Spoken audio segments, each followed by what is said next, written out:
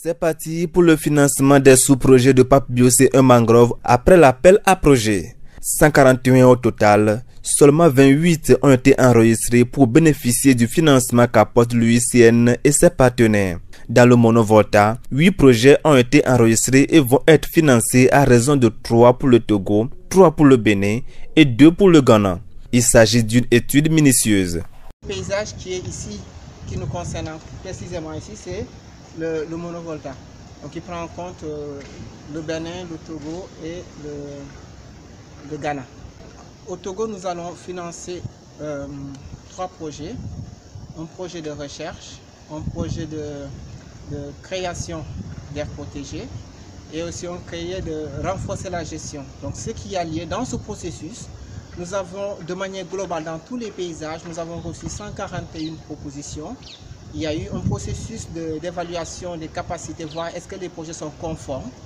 En fin de compte, 28 subventions, dont 8 dans le paysage Monovolta. Nous avons 3 au Togo, 3 au Bénin et 2 au Ghana.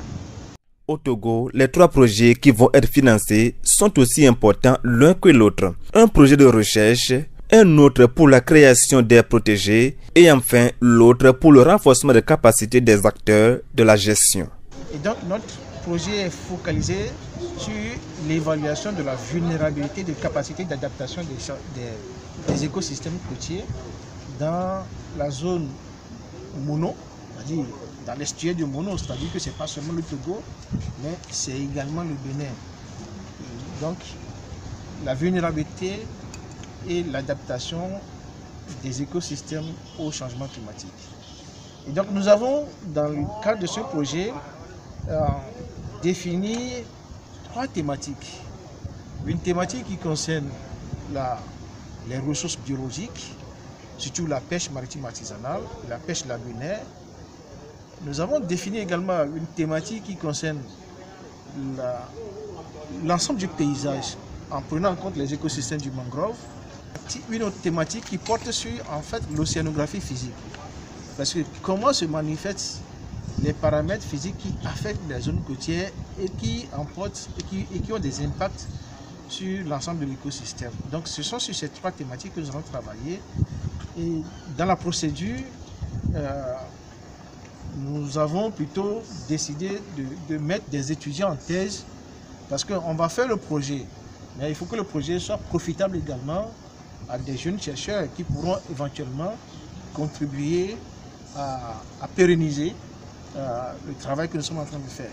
Donc, partie de certains problèmes qu'on a énumérés, c'est-à-dire nous constatons bien que la ville d'Anéor fait face à d'énormes érosions, c'est-à-dire érosions côtières.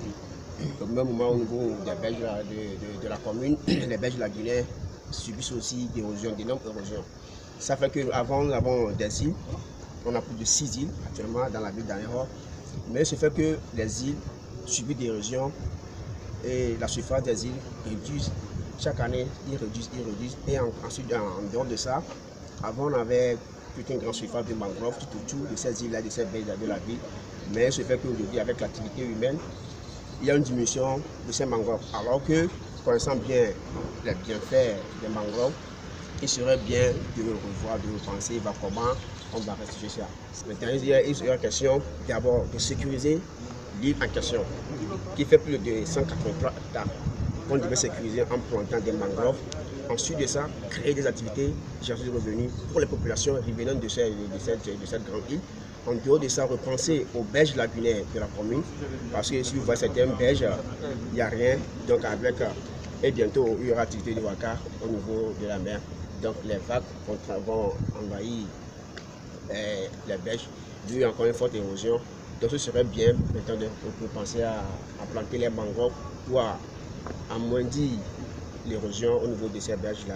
Initié pour durer 47 mois à partir de sa date de signature, le 16 juillet 2019, à hauteur de 9,900 000 €, soit plus de 6 milliards 490 millions de nos francs CFA, le projet gestion des mangroves du Sénégal au Bénin, Pape Biosé 1 mangrove, intervient dans les pays ouest-africains, à savoir le Sénégal, Gambie, Guinée-Bissau, Guinée, Sierra Leone, Libéria, Ghana, Bénin et le Togo.